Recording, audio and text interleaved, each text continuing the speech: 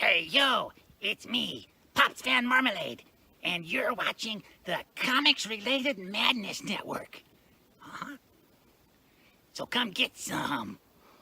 CromCon. CromCon.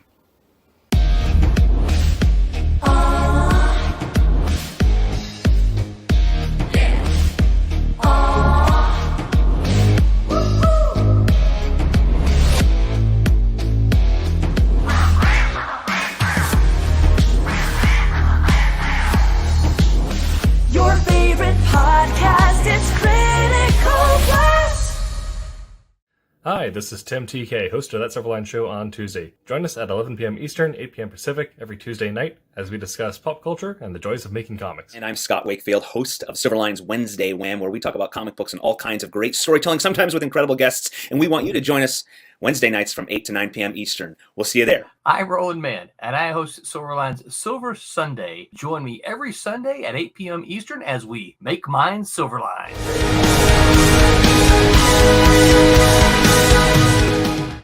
There we go. That's Roland's figuring it out. Yeah.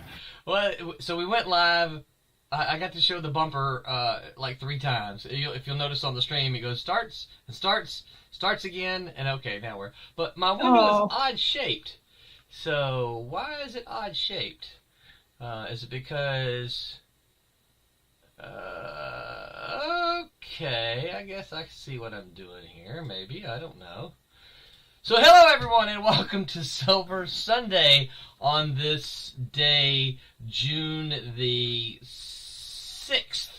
So,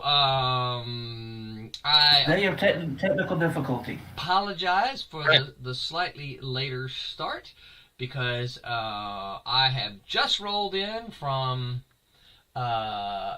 Lake Collecticon up in Leesburg, Florida, which is about an hour away from me-ish.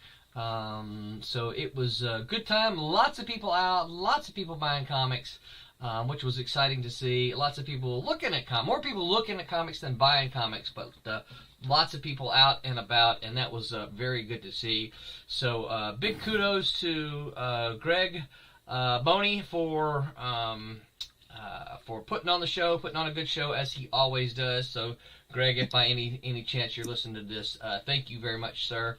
Silverline was there, and we had a blast. So that was a lot of fun. And if the Wednesday Whammers are listening, hold on, I gotta get my restream up. Hey, Stephen Brown says hello. Wubba Fett says hola, Silverliners. What's up, you two? Hey, Wubba. Yeah, we miss you, Wubba. How come you're not here, Wubba? The Wubbinator. The Wubbinator. Yeah, actually, we were talking about Wubba a little bit tonight, too. Talking about, let's see, who did we talk about? We talked about Wubba, we talked about Roberta, we talked about Aaron, we talked about Quentin, we talked about John. Hey, we talked about all you guys tonight. She would be worried. No. It was all good stuff. So after the All show, good stuff. at the show was Brent Larson, who does Nice. Kalis. He was there. John Crowther was there, the creator writer of Teen Beetle, and Rochelle and a whole bunch of other stuff that he does, non-Silverline books. Although Rochelle is coming to Silverline, so that's exciting. Thomas Flormonti was there, and who everybody knows, and Haley Martin was there, who is the artist for Bear, which is almost done. But yeah, we talked about all of you guys, talked about the stream, and how cool all of you are, and how it's fun to be associated with you guys. Partly, a lot of this kind of came up because we had the signature book there, and we actually a couple folks bought them and got us all to sign them, so that was kind of fun. That's awesome. Yeah, seeing them kind of go around and, Yeah. and get the signatures, and they seem to have fun. Although one guy bought it and then didn't get the signatures, and I told him, I said, well, there are 5 of us here, you can get all 5. Oh, no, I just want the book. I'm like, it's made for the signatures, we're happy to do it. Oh, no, I don't want to bother you. Like, you're no bother to us. We're happy to sign them for you. No. But then as he walked away, He was an older gentleman. As he walked away, I noticed him roll the comics up in his hand that he bought and carry them like, it rolled up a bunch. So, Right. no bags and boards for him. I have to sign my name in those. I'm not allowed to draw anything obscene in them. You can. That was never said. That was never that said. should be a rule, huh? Yeah.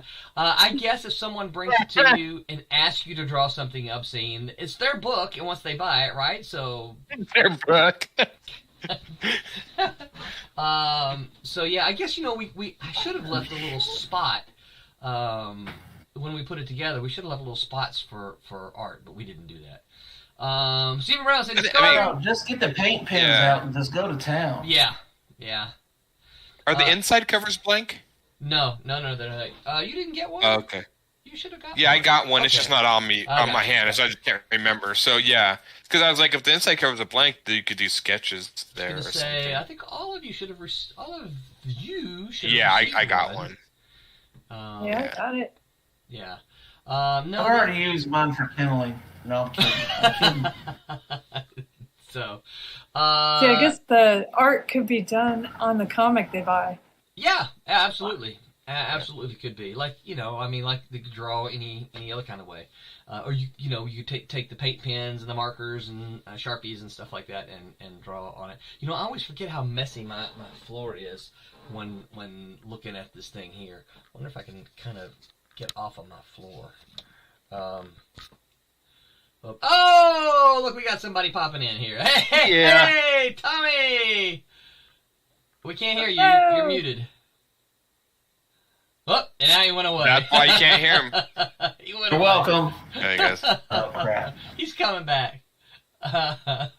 He probably heard me say we were talking about you guys. He wants to come in and say. Well, he was at the convention with you today too. So what I was going to get this. If y'all were talking about me, I doubt it was anything good. Oh, it was all good, and that was what was so fun about it. It was all good. We were talking about everybody, and it was all good. Still can't hear you, Tommy. I see your mouth moving, but I cannot hear you. Hit the microphone button. Looks like you're. Or unplug it and plug it back in. No, can't hear you. Unplug it, plug it back in. There you go. No, I know. I saw the little mute sign go away. Or. I still see it. I do too, but I can't hear him. There should be a microphone next to your name on Discord. There's like a headphone and that. There's a little microphone. Look at him. So much to press. Yeah.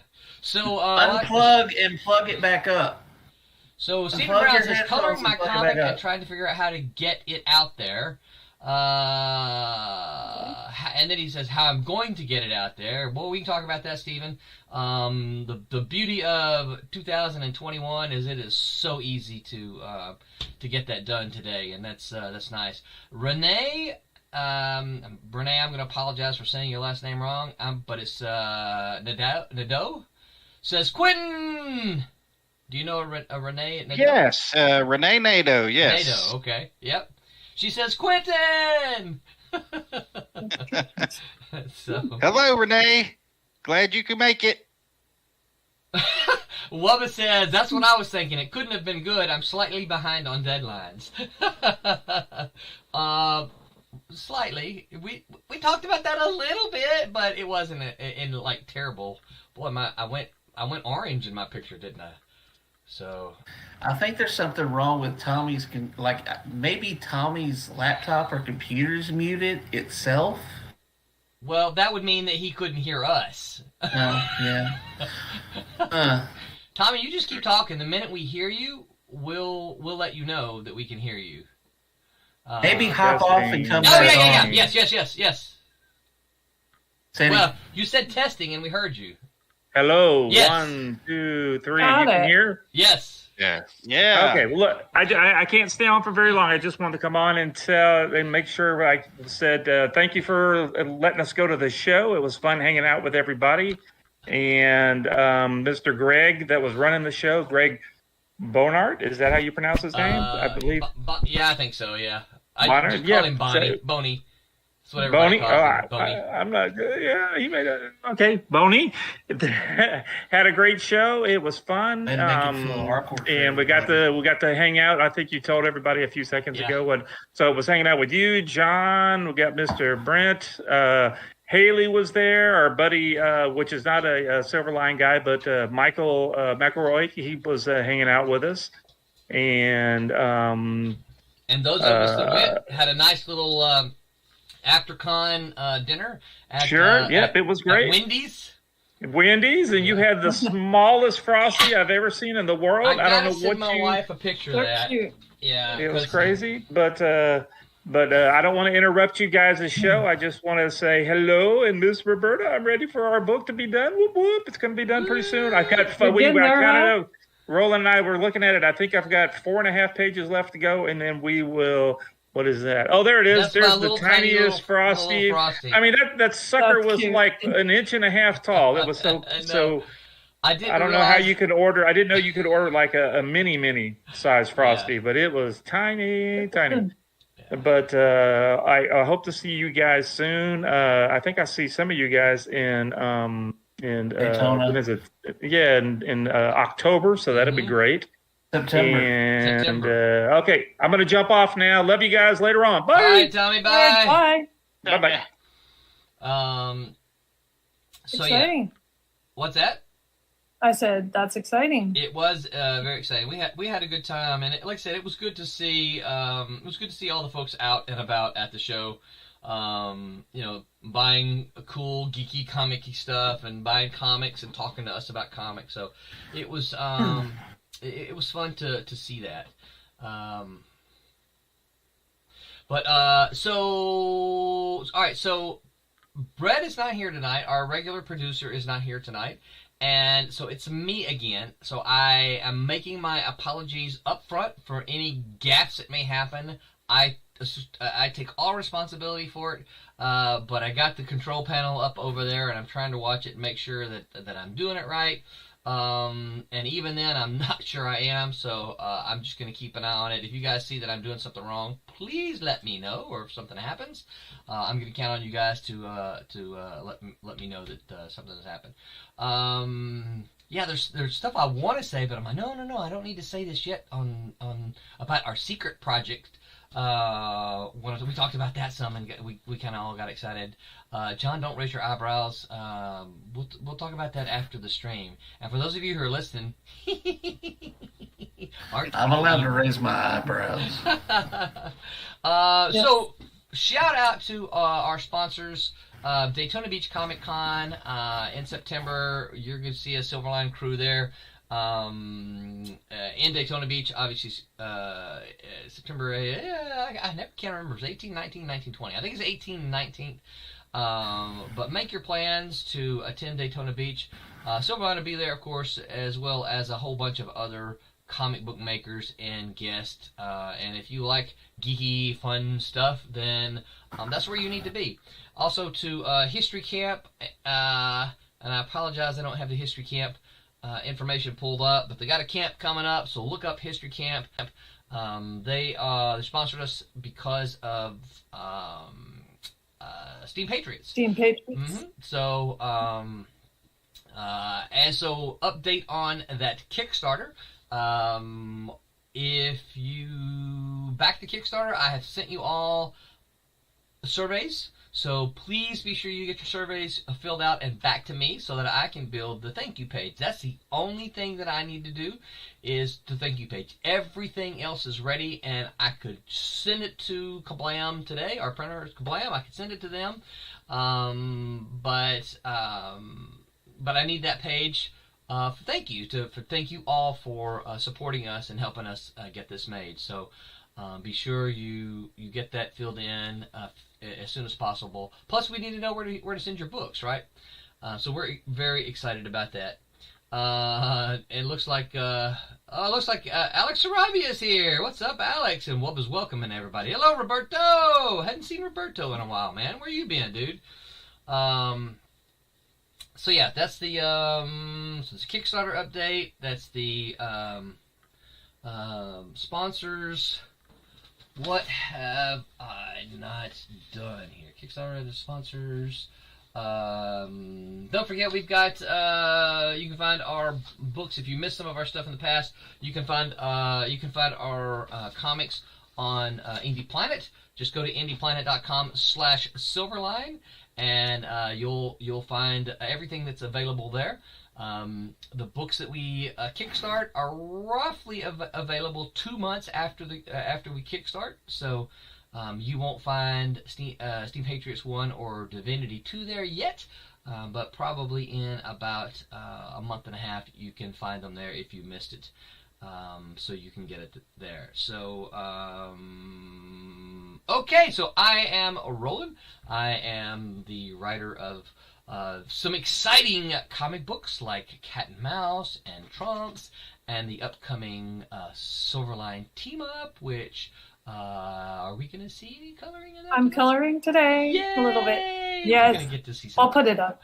Okay, we're going to get to see I'm just some. doing boring flatting, but I could totally put it up now if you want to. Absolutely, we want to see that. You know what? Last time I figured out how I could. Flattered is not boring. It's essential. Well, I could. Oh, yeah. Okay, Watch there it. we go. So I can, as you are introducing yourselves. Hey, Will Spotlight. Hey, that's me. I'm Roland. And so let's see. Roberta, you're next. Tell people who you are. Hi, I'm Roberta Conroy. I'm a former Malibu comic colorist from the 90s in the LA area. Which is where we met. Mm-hmm.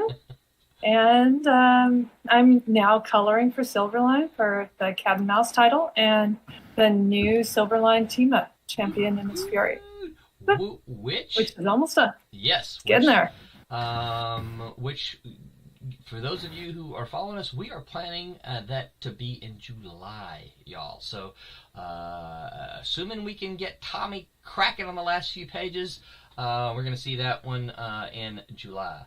So, Queenobi, tell people who you are. On here, on Discord, Kenobi, on Facebook, Quentin Bedwell, but I am currently inking and penciling the third book of Trumps, enjoying it, and yep, just very happy to be here. And you're very happy. You're over the halfway point, aren't you? Yes, I am. I'm on page 13 as we speak. That's Working right. on that Wubba, tonight. are you listening? Wubba, can you hear? He's over the halfway point. Wubba, can you hear? Hello, Wubba. Yeah. Click, click, click. Wubba, hello. Oh, he hung up. Testing. Right. Testing. Okay, thank you, Quentin. We might get to see a little bit of Trumps tonight as well. Yes, sir. Excellent. And next up is Demas30. Yes, that is my nick, and that is coming from my. I like the name Nicodemus. That is a cool so name, I just took right? the last part, and so I just took that, and that's how it. And that's been my. It's actually my video game tag. I think it still is. I'm not sure. It's So been now a while. all these video gamers are going to go run looking for you. Yeah, probably. Wubba I don't says, think yeah. I'm. Yeah, I'm not sure. They might be my tag. I forget. I only play online with my friends like one day a week. That's Friday. But no, I'm the artist on Fire Rush and the upcoming Obsoletes. Yep. And I do my own comic Goblins, which I will be posting another. I'm almost caught up to where I'm at, so I'll be posting one more update tomorrow. Then I think another one. Then I think I might be caught up to where I'm at. Wow. I guess it's not the way. So yeah. So Very cool. Excellent. And last but not least, we have Artistic Viking. The Artistic Everybody? Viking, not the Autistic Viking. Okay. Who knows? Tell people who you are. I'm the inker on Fire Rush and Wolf Hunter, and I've done a cover here or there for Silverline. I'm just an inker artist. So Yeah. And we are. that's an it. inker. What's that? Just an inker. Just an inker. Mhm. Yeah, and there's a handful of folks we're missing tonight. So shout out to shouts out to So Wubba and Barb and Curtis and Mike. Our penciler. Or just a penciler. And just a penciler. Just a penciler, yep. Yep. All right, let me get... Roberta, did you share yet? I'm about to. Okay. Well, as soon as you share, I'll put you up there. Wubba says, I'm at the halfway point also. He's on page 11, so excellent. Yeah, I'm trying to. Are we gonna make this a race? Popping it at Wubba's direction. It's like, dude, come on. And he's like, Yeah, Wubba and I were able to get in the Discord the other night, and we were stuck in the corn together. Oh, nice. He was doing his pages, I was doing mine. It was awesome. That's nice. Y'all ought to come by sometime to the hangout. It's awesome. Well, and that's what I, cool page. Yeah, that's what I want. That's what I'm hoping that we can kind of use that for. Some in the Discord. I've been on there before. I just kind of by myself when I'm doing some stuff. I just pop it on. I'm like, if anybody swings by, they'll say, yeah, nobody did. But I'll just hang out here. All right, so Roberta, tell us what we're looking at now. Okay, we got Champion, and he is entering a warehouse and with some, it looks like very dangerous beginnings before the guy trusts him, and he's about to get suited up with a ton of armor. That's right. So he wants artillery. This guy's got artillery, so nice. He's coming. Excellent. So, and we're going to be watching you flat. Is that correct? Yeah, that is the process of going from a plain black and white page. There's a beautiful inks right there. Nice. And then I have to develop a mood. I have to develop a consistency of background and try to make the characters' colors work. And one of the challenges is, trying to say, well, you play around with the colors and get an idea for what you like, and then all of a sudden you're like, wait a minute, I have an idea for the lighting here, and that just ruined it. And so you kind of, it's a process of just figuring stuff out till you're happy. Yeah. They're really fun. This is why color. Good colorists are essential. Oh yeah, absolutely. They can make or break a page. Yeah. Totally agree with that. We are blessed that Roberta is with us here. Thank you. One of my biggest problems about a lot of coloring today is not that the colorists don't have skills; it's that I think they have a tendency to overcolor. Oversaturate. Yeah, and it's just like, okay, you know what? You don't need all of that. And I don't know if it's that some of them, being young, feel that they have to prove that they've got the chops. I don't know what it is. I'm just kind of, making stuff up to say. I don't know. Well, Paul Mounts has been in the industry for a while. Yeah. I did. And his colors over Joe Bennett on the Immortal Hulk, I feel are just oversaturated for Joe's pencils and Roy's inks over Joe's, which are amazing. It's just oversaturating the line work, and you miss so much of the line work because the colors are just so. Yeah. Mm-hmm. Yeah, and I think part of it, when it happens, like I know when I see particularly a lot of the Marvel and DC stuff today, you look at it and it's like, it kind of loses that comic booky feel when it's so over rendered, and it's like, cut back on that a little bit. You didn't really need all of that, and so I agree. Well, anything that has a lot of texture and a lot of contrast, you look at. So if you want to make your character important in the panel and the background is meticulously colored, you have a hard time deciding where to sit. Yeah. Yeah. Wubba says, Wubba's got a couple things here. He says, that was fun, Quentin.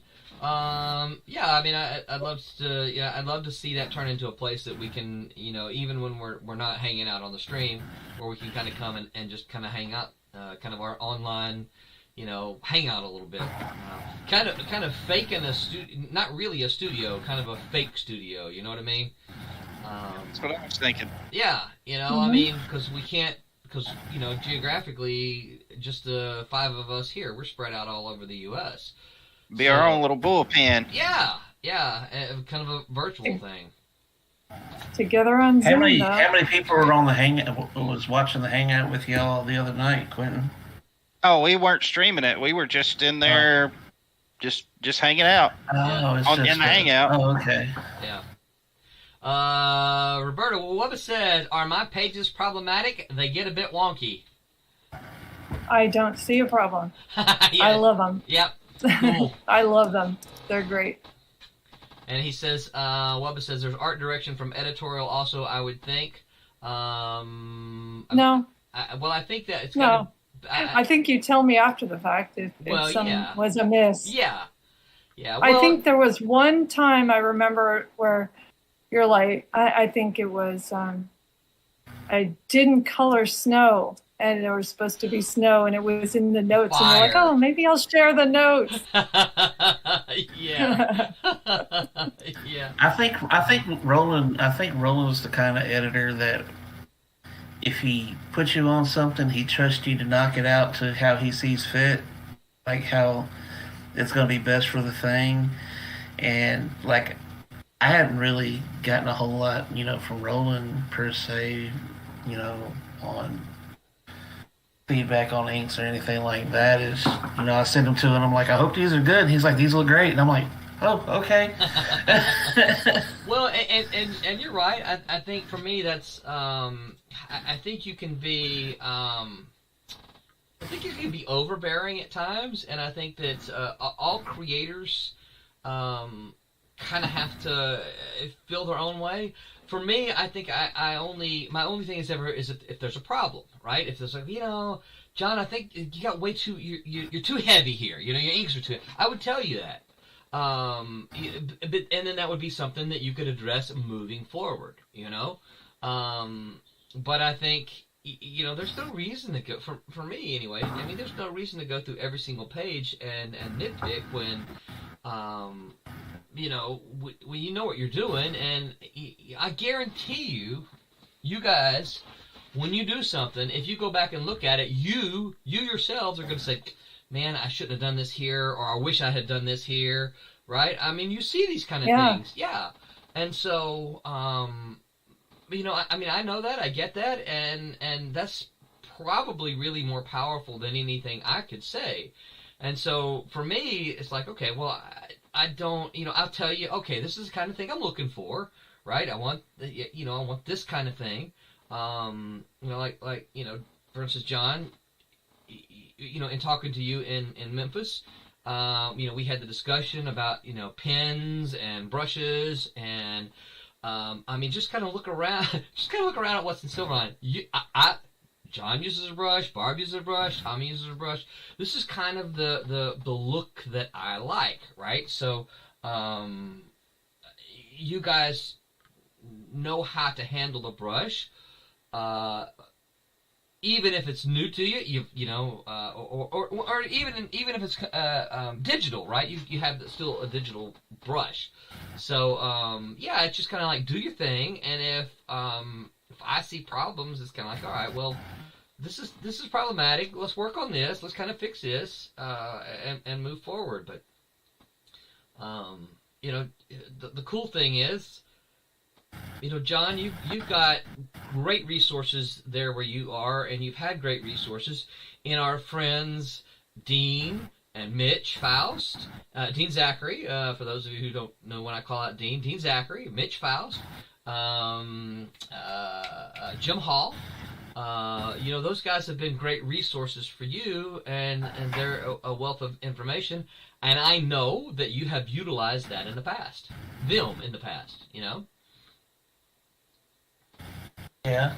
So, because I know you showed a lot of your work early on to them and got feedback from them, So yeah, the all the artists I got feedback on early on was like my first little critique was Dean, Mitch, Jim, and Martheus. Martheus Wade, yeah, Yeah. Yep, I forgot about him. Sorry. Who does a book called Jade? Jeddah Tales Jeddah. of Tashagawa, and Shinobi Warrior Princess. Yeah. So, I think that's a good thing about having multiple people on a project too, is being able to, if one person misses something, then the other person can catch it. Hey, you need to look at this. And at the job I work at, and with graphic art, we have even a whole department that's a proofing department. And pretty much they're editors, and they go through and look at stuff and make sure that it's what the instructions say. And if there's anything misspelled, and it has to go through a lot of hands before it actually gets out. Yeah. So I think it's a great thing to have multiple people looking in on stuff. Because everybody makes mistakes. And I appreciate it anytime somebody says, "Hey, you might want to, kind of dial this back a little bit or push forward on that." I love that. I love feedback because it just helps me. Yeah, it helps you grow and be better as an artist. Yeah, you know what? It really chaps my drawers when a Silverline book goes out with a mistake in it a textual mistake. Because we have so many eyeballs on it, and if it goes out with a typo or a misspelled word, I'm just like going, very very frustrating, because it's like, how many people looked at that and nobody caught it? There was Is that why you send stuff forever? I'm sure there's typos all over, but I still find them years later, and I have my friends read them and stuff. It's almost like kind of impossible a little bit. Yeah. So, and it's fun. You guys get critiques. Roland just keeps telling me I suck. He asked me why I suck, and I haven't been able to come up with an answer yet. Still working on But he it. keeps, Yeah, I it's find just that a hard to general suck believe. each. Working on another book. Yeah. Aaron gets these random emails from me. You suck. Yeah. Why do you suck? Why I don't know. All right, why do you keep showing up on Sundays?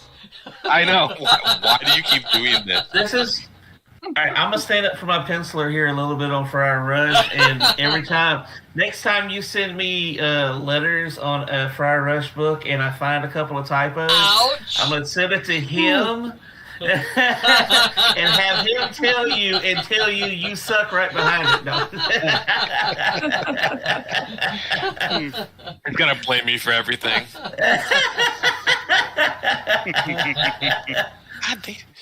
Yeah. Yeah. But I mean, that's one of the things that as an editor, that was always one of the things that I strove for. I always wanted to make sure that anything that came through my doors, my office. I don't really have an office now, but was about near perfect. That was what I always wanted to be. I didn't want to get the letter saying, "Hey, you misspelled what here." Like, how can you misspell what? You got the H and the A transposed, dadgummit. How did none of us see that? So there's a mistake in Trump's that in the second part of Trump's that nobody caught. I haven't read it yet. And yes, there was a mistake. And here's the deal. So the person that caught it and sent the email to me is a friend of a friend. And when he heard that we were doing this, he heard that we were going to make a deck of cards about them. He says, "Oh, I got to get in on it." So he backed our Kickstarter. I'm telling you, he didn't no more receive the thing than 2 days later he sent me an email and said, "Hey, I read this. There's a mistake." I'm like, okay, wow. What is it? And doggone it, sure enough, he pointed out there's a mistake in it. I have since fixed that mistake. But all of the folks who got the first issues, the Kickstarter edition, and then the first run of Trump's there's a mistake in it. I tried to get him to write me a letter. I said, "Why don't you write me a letter? Write me a fan letter. We can put it in the comics in the letters page." "Oh, I'm not gonna write a letter. I just wanted to let you know." And I'm like, email's a freaking letter. Yeah, well, it was just like, "Hey, Roland, I read Trump's. Here's a mistake." I'm not gonna put that on the letter. Send it to me snail mail so I can put it in there, so I can feel like I'm back in the '90s. No, I didn't really have to lick a stamp. But for a letters column. Wubba said when he talked about art direction from editorial, he said he was talking about the over-coloring saturation in comics. Here's the thing. I think here's my suspicions about that, Wubba. And I don't know this for any sort of fact, but when I look at current Marvel and DC today, my suspicions are when you say there's editorial directions from editorial, I think that there's probably not a lot because they don't know what they're doing. It's so many. There's so many names, and there's some there obviously who have been in it for a while, but I think there's so many of them in there that just have no clue about comics, and so they get something and then they just go, "Oh, this is far more complicated than anything I know how to do. I can't even communicate with you right now." Now I can't speak all the language of the coloring with Roberta, but she's what's that? You can say enough, though. Right. You could make an observation, and I could go, "Okay, I see it." Yeah, and of course we do have we have that work history from Malibu, so we have some common language that we can certainly communicate that. But I think there's so many of them there who just the colors are two freaks. Yeah. I think everybody just go there. I think every artist needs to have somebody who's not an artist look at something. Yeah. And look at it from the non-artist perspective. Yep. Right. Mm-hmm. Yeah. That's my better half. Not an artist. I show her stuff all the time. And at first she was like, "I don't know why you show me this. I don't draw or anything like that." I said, "No, but does it look funny to you? Does it look off?" And I don't get asked questions anymore. She just goes, "I don't know. I think that looks a little funny there." Yep. So there you go. I do the exact same thing. This is I know you can't see. I think we lost Aaron. Yeah. What's lost my page. What? I see it. You lost my page for a minute. You got it? Oh yeah, I see it. Okay. No, we lost Aaron. Aaron's still here. Oh, we lost Aaron. Yeah, am I here? I see him. Oh, I lost Aaron. Aaron's just a gray square now. Am I not? Aaron, you're not real. You're here. You're here, but you I guess you blocked me. That's probably it. Do you blame me? So this is. I just took up for you, man. So this is actually the book that Roberta is coloring, right? And so I printed it out recently, and nice. Because it's all lettered. And I don't know if you can see that, but you can see those red markings on there. Oh, look at that balloon going. Yeah. So those are the notes that BJ made for me. She reads through and she turns down the pages. She turns down the pages when she's got notes. I can't see myself now. She dog ears them. Yeah, she dog ears them. Yeah.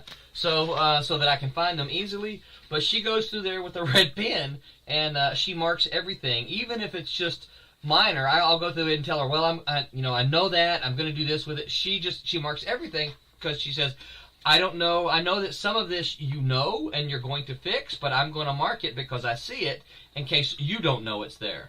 So yeah, she's she my teachers and teachers. She That's teachers cool. and teachers. Yeah, that's what she does. Yeah, but I also, when I got this finished, I sent it to I sent the full PDF to Roberta.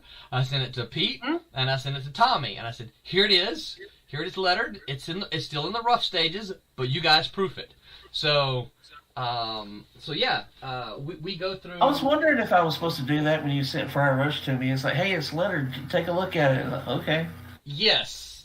But you know what is really awesome is that sometimes it's in there really wondering about the backgrounds, and when I know it's like completely covered in balloons, it helps so much. I'm like, oh, that's great. It's funny. Because Tommy was working on at the convention. He was working on doing some inks. It's funny because he was doing traditional inks and digital inks. He was kind of jumping back and forth from a page he was working on, a traditional page he was working on, and then digital. And the digital he was working on was from Silverline Team Up, and I told him, I said, hey, that book's lettered. Why don't you look and see where the balloons are, and then just scritchy scratch behind it? And he laughed. He said, I'm not going to do that. No, you can't do that because it's a different piece. Yes. Without the letters. Yeah. Right. And that's one of the, if we're going to talk about pros and cons of digital versus traditional, that is one of the cons, is that so like when we were at Malibu, the pages that Roberta got to color were fully lettered pages. So there were big balloons that she didn't have to worry about coloring because they covered up the artwork, right? Well, now I had to trace all the balloons too, so that's its own thing. Yeah. And now you have to, we have to ink the full page, we have to color the full page. So it's a little bit different. But that's kind of a good idea anyway, because if you needed to make a change in Malibu, it's not like you didn't have a layer over the art. Yeah. They were separate because different people worked on them. Right. Yeah. So, you could make a seriously large change to the text, and if it really had to be that you had to change, you could change the artwork, and at least if you have layers, you can do that. Right. Yeah. And so if you have a unanimous background, it's pretty easy to have that layer of balloons just gone. Uh-huh.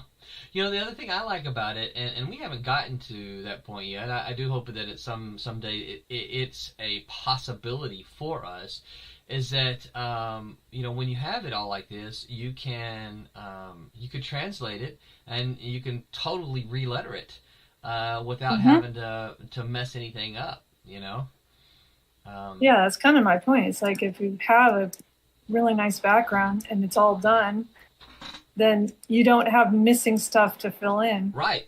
Yeah. Yeah, and if you want to put it in different languages even. Another point. That'd be pretty easy to do. Yep. We can send it over to our Spanish division. Yeah. Let them change all the lettering. So, true story, I actually had a student who was from, I forget where she's from, and I hate that. Really, really, really smart student. But she spoke English and Spanish both fluently, and she liked Tiny. And so she literally took Tiny, I gave her the script, and she translated the entire thing. Well, because it's in Spanish, right, my fonts can't handle all of the letters, because they have special lettering. And so I went out on the internet searching for Spanish fonts, and with the intention of I'm going to go and I'm going to re-letter this in Spanish. But I just never got around to doing it. Maybe one day. I think it needs to happen. Yeah. Well, like I said, I've already got the translation, so it just. And you know what? If you do print it bigger. Do one of those bigger magazine size. Oh yeah, because it's a Spanish edition, right? Mm-hmm. Yeah. Yep. Wubba says, I do that, and I write it down and learn from it. So he's talking about the when we were talking about corrections, editorial corrections. Yep. Mm-hmm. Yep. So, do you guys ever have mistakes that you find and don't fix? Yeah. Yeah. Yeah. I think sometimes you have to evaluate it, Whether or not, yeah. yeah. I have a page that, because my characters have different sets of fingers. Some have 3, some have 4. And I try to keep track of them. And I even noticed one cover I gave a guy like 4 fingers, and when he usually has 3. And I'm like, I could fix that, but that'd be a lot of trouble for very little payoff. Right. So if somebody finds it, yes, congratulations, you got a no prize. Yeah. Well, The old no prize. yeah. I'll be right back. I'm gonna need to get some. All right. Well, and Aliens, huh? He actually left his camera on. We can actually see him walk right out the door. There he goes. That's funny. I hope that's not a bathroom he's going into back there. I think he heard us. Going to get a somebody. Somebody wanted to know the author of a book, so I'm like, oh, she's asking me. So, yeah. going to get that real quick. Yeah. No, I was actually dressed this time too. So how exciting is that? Yeah. Yep. Thankfully. I know. Since you got It's funny was watching all those videos during the quarantine where everybody kept getting up and they were like in their boxers or whatever. Yeah. There was a lot of people like, whoops. I would never do that. They got it. I can't even understand it. Yeah, I don't know. I don't. Well, yeah, I don't walk around. I wear short pants. I mean, which is what I have on now, shorts. But it was kind of weird. I mean, I know some people like not used to it, but I'm also just like, I don't know. You would feel, I don't know. But there was like newscasters they would have where they would get up and they're in the boxers, and I'm like, okay, I don't know. But here's my question: you think they did that on purpose? That's always the thing you wonder. Is like, okay, is just this like little? Do you really forget you're in your underwear? Yeah, that's always my. Yeah, that's my biggest thing. Especially if you got a fan on, you know. You know. Yeah. Let me tell you, I don't even go down. I'm not going to say a thing in this aspect. I'm just going to sit here and ink this page because y'all don't want to know nothing.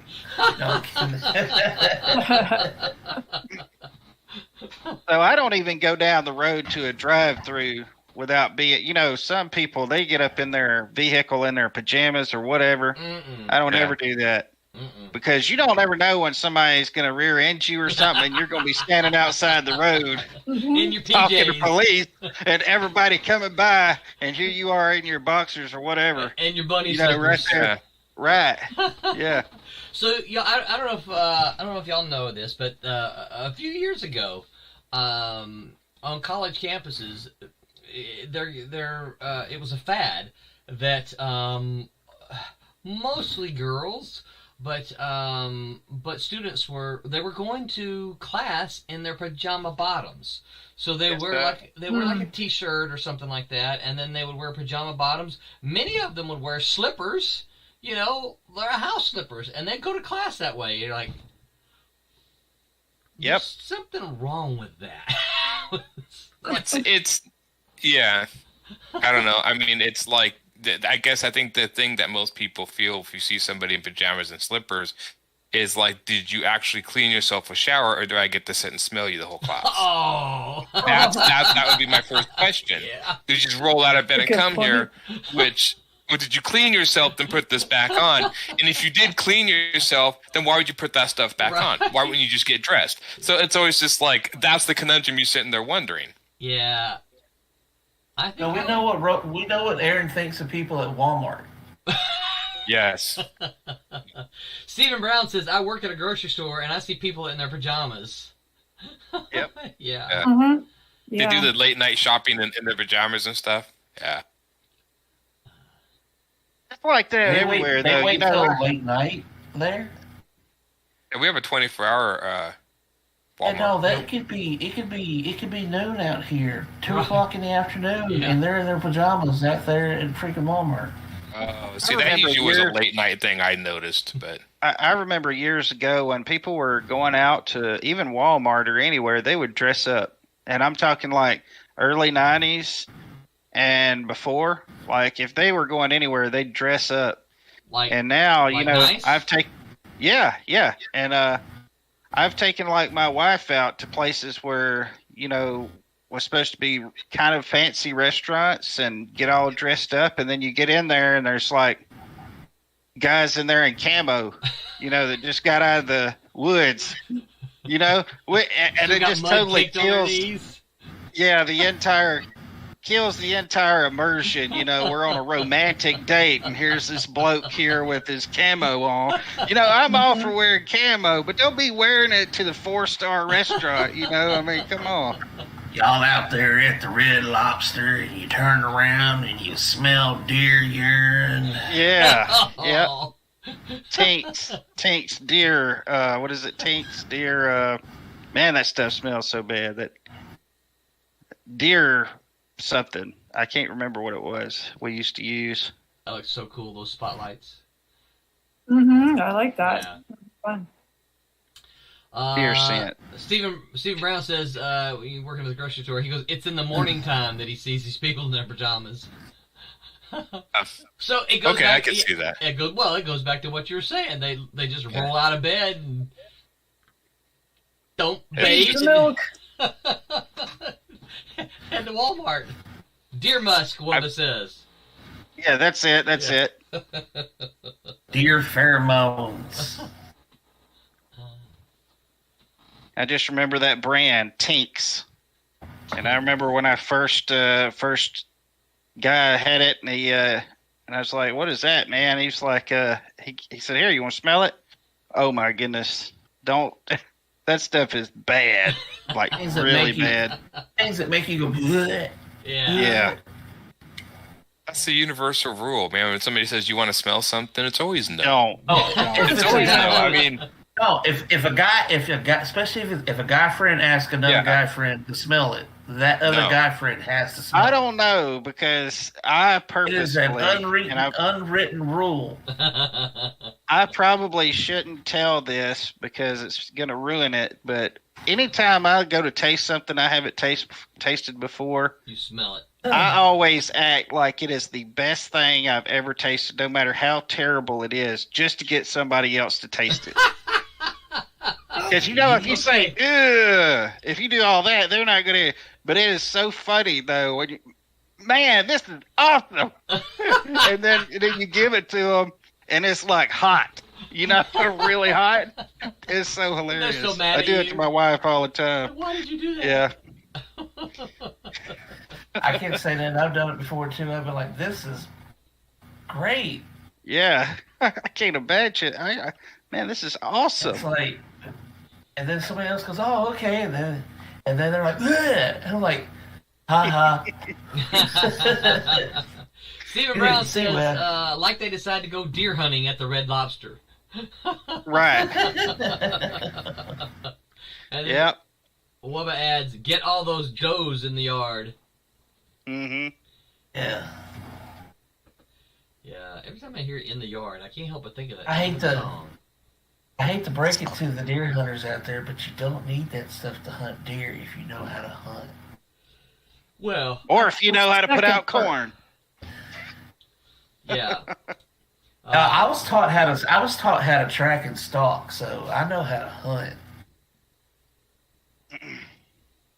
Wubba said. Well, go ahead. Wubba says, I used to convince friends and family to eat big lumps of wasabi, telling them it was mint. Oh my! That's mean, and I love it. That is. You know what? If they're having sinus issues that evening, when you it does a little, it opens them up. Interesting. That's true. What were you saying, Quentin? Oh, I forgot. About the hunting. That was about like the hunting. That was yeah. It's like 4 or 5 lines ago of me drawing, so it left. I used to hunt a lot, and let me tell you, there's some people they go. I mean, that is like their thing. You know how people have their thing, and sometimes they really get really deep into it. So I used to be a hunter, but I have not hunted in years and years. Yeah, most of my family hunt. My grandfather was a quote unquote hunter. Now, what he did is he just always went to deer camp just to hang out and eat the food. He didn't even go hunting with them. He had literally stayed. They would go hunting and he would stay in the cabin and cook. And all he was interested in was eating the food.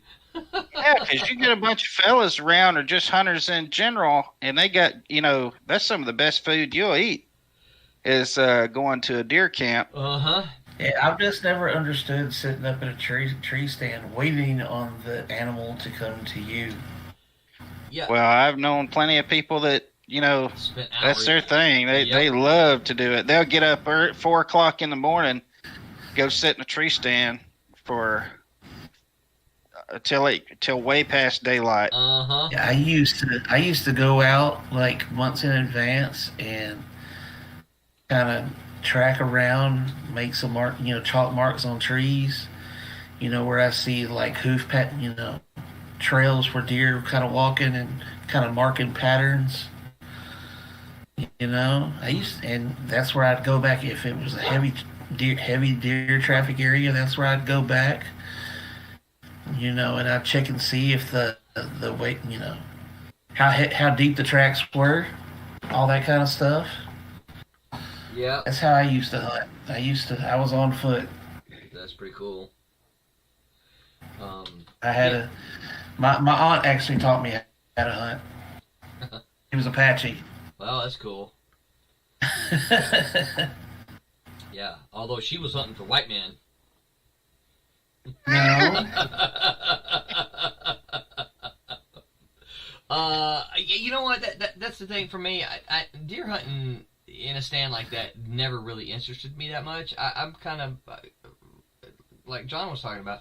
That's kind of the way I prefer to do it. And I never hunted a lot, but I hunted when I was a kid, when I would go visit, particularly when I go to visit my grandparents, and we would rabbit hunt a lot. My grandfather had dogs, and so we'd just go out and he'd set the dogs loose, and we'd just start walking along, fence rows and gullies and stuff like that. And well, they'd find a rabbit and start barking and take off after them, and then that's when that's when we'd shoot. But you're moving, you're moving, and generally kind of talking low tones so as not to startle anything. But just sitting there in a stand is not something that ever really interested me. Yeah, the only place you should sit trying to catch anything that's fishing. Stephen Brown said, back when I was in high school in Kentucky, I see people wearing camo clothes everywhere. It's like as if everyone was trying to blend in. Because that was Kentucky. It was Kentucky. Kentucky, Tennessee, Mississippi, Arkansas. They're still fighting the Hatfields and McCoys. That's what you're going to see. Yeah, yep. When it's hunting season, that's everywhere. Yeah, oh, definitely. Yeah. Wubba says, deer aren't elusive. They willingly jump in front of cars here. Yeah. We have that issue too over here. Oh my! Yeah. And thing is, over here, they're very, very strict about people hunting out of season, or you can't even hit one and take it home. I mean, don't ever do it. Yeah. If you're over here, they drop the hammer heavy on people. Do they tell you if you has it gotten bad enough for them to tell you have to call them if you hit one on the highway?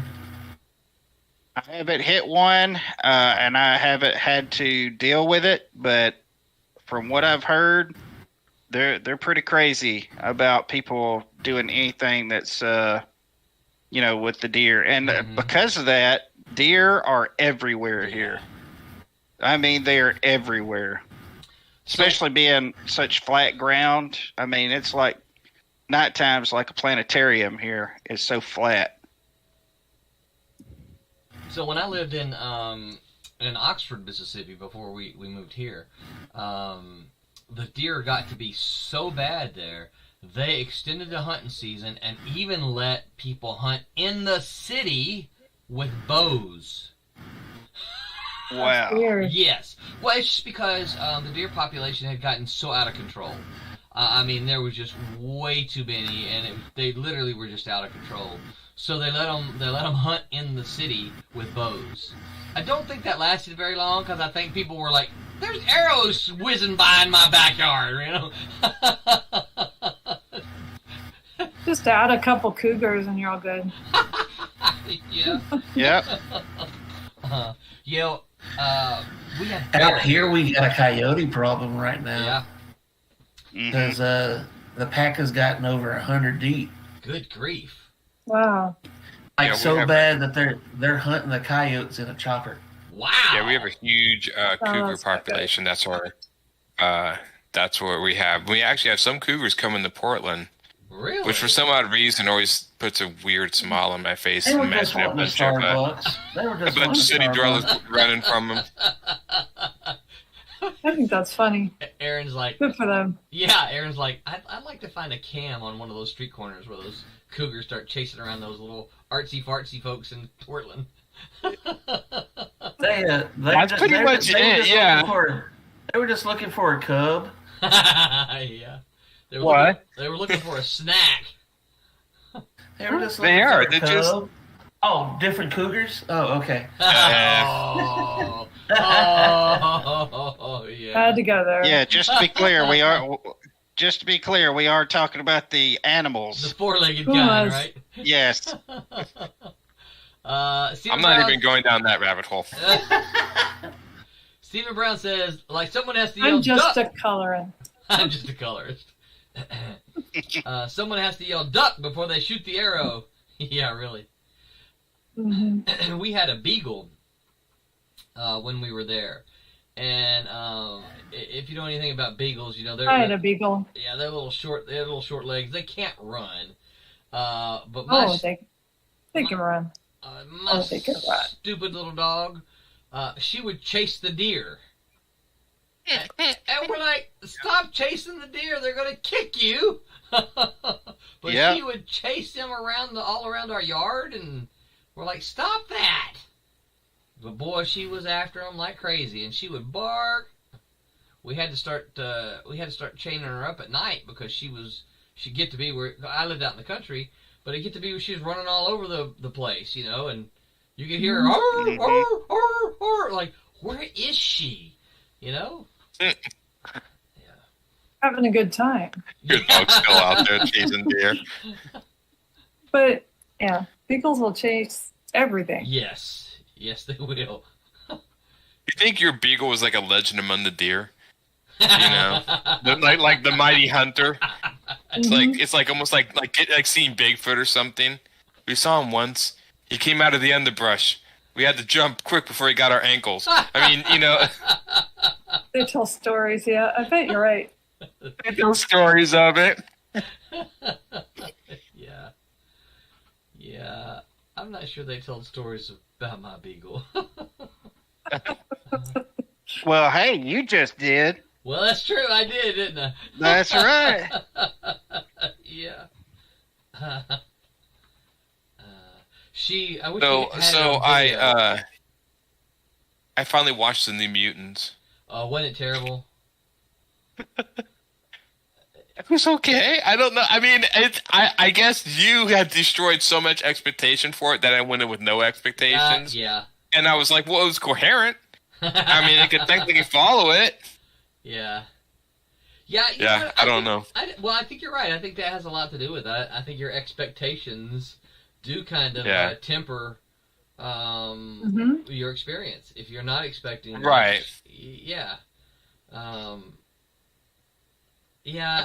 think if I was going in like you, I think if I would have paid for it like full price, I think it would have been like But it was cool. I mean, I liked, they got like a lot of the characters right, but they were trying to. I don't know what they wanted to do with this. Were they going to bring this into the universe proper, or what did they plan? It just seemed like some weird side story. They mentioned the X-Men once in the film. Yeah, well, and I think that's kind of part of the problem is that there was no real, to me, there was no real connection to any part of the Marvel universe at large, you know? Yeah. Well, how's that go again, Roland? I think he's wanting me to bark. There wasn't really any. Yeah, I think he's wanting me to bark again. There wasn't really any connection between the X-Men movies. No, not really. Well, so what do you? X-Men to the greater Marvel universe at large, or to one another? To one another.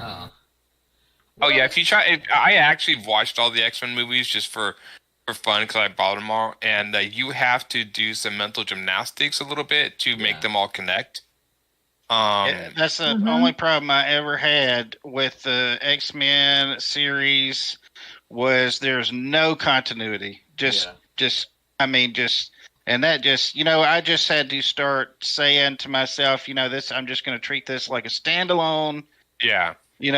Movie because there's no continuity whatsoever with those. That's what I could never get over about those. Yeah. Phil, hey, Roland Crew, what's up, Phil? Hello. And we're not even going to talk about Apocalypse. So. Yeah, well. Favorite X-Men movie then? Mine? I'm trying to think. My friend Tom really likes the first one. And that's one of his favorites. I'm trying to think. I'd have to say that everybody likes the second one, and I like that. For some odd reason, I like the first one just because I think it was like maybe I have fond memories of seeing it for the first time. Yeah. I thought First Class was well done. Yeah.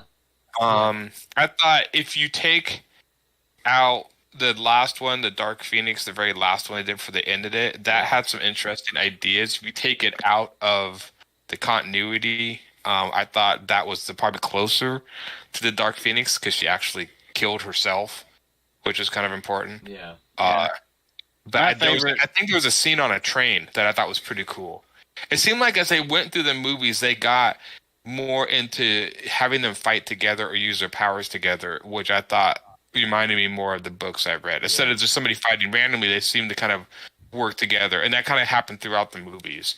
Especially that scene. I was never a big fan of the back that the Days of Future Past one was okay. I mean, it was, I don't know. That was such a fond story for me that I was like sending Wolverine back. I'm like, okay, I know everyone likes Wolverine, but it's just, I like Hugh Jackman too, but after a while it's like, go away. Let's have some other characters on there. But I did like the Future Fight, the Future Sentinels in that. I thought were really awesome. And the Future Fight, they really seemed to like work as a team. Yeah. So I thought that made that movie for me in that one. I'm just not a big fan of the 70s. I don't know, maybe that's bad, but I don't know. There's something about the 70s I just kept, I don't know. I mean, okay. He just admitted that he doesn't like John Byrne. Yeah, I like John. I like John Byrne's stories. I think John Byrne sometimes can get very. I talk about a man, like I understand making like different storylines, but he is the only guy I know that eventually has so many storylines going. He just starts writing separate stories in the same comic. Yeah. Like I read Next Men.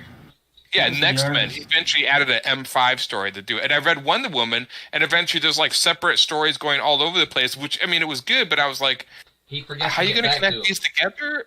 Or, yeah. He does that a lot, which, I mean, sometimes he pulls them together, and sometimes he doesn't.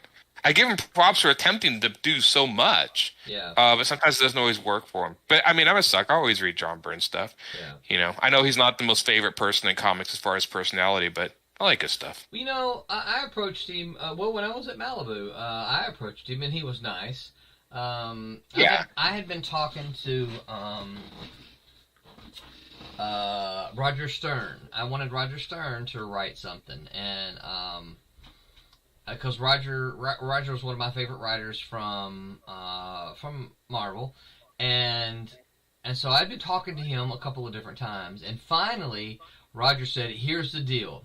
if you can get John Byrne to draw it, I'll write this for you. And so I said, okay, I'll ask him. I mean, what's worst you can do is say no. And so probably at a San Diego Comic Con, I found John Byrne, and I approached him. I introduced myself, and as soon as I said my name, he started smiling, and he said, "Roger told me you were coming." And I'm like, okay. And before I had a chance to even finish the question, he says, "I appreciate you asking." He goes, "But no," he goes, "I'm too busy with my own stuff." And he was doing Next Men at the time.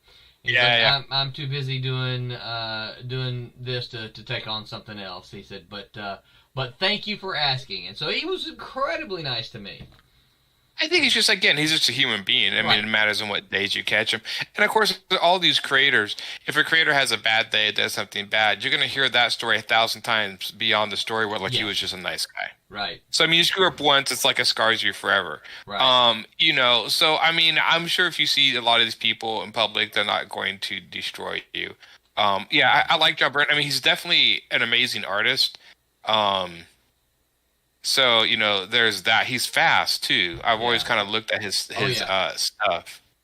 So, I think that was like a huge bonus for him. My clock but he actually 10:20. Did you ever finish the Next Men? I'm sorry, his Next Men series. He actually did finish that almost I think he did. 12 years later. Yeah. Yeah. It was weird. Sorry, I didn't mean to interrupt you, but he did finish it. It was weird. Yeah. Quentin, I got 10:20. You wanna share yours? Let Roberta crack her fingers a little bit. I always get so fascinated just watching you, and I can hear your clicks sometimes. Not always. Oh, that's funny. Yeah, not always. But sometimes I can hear the clicks, and I'm like, man, that's fast moving. You know what? It's finally I've figured out what to turn off and change so that I can stream at least with a little bit more speed. So here's it used to hang me up. It used to hang me up so much that I would do like 3 things and one of them wouldn't take. And I'd be like undoing. So I'd have to slow down and slow down and slow down. And so it probably looks like I'm going fast because I'm going normal speed for the first time. So here's what's kind of cool. I don't know if you can see on your stream now.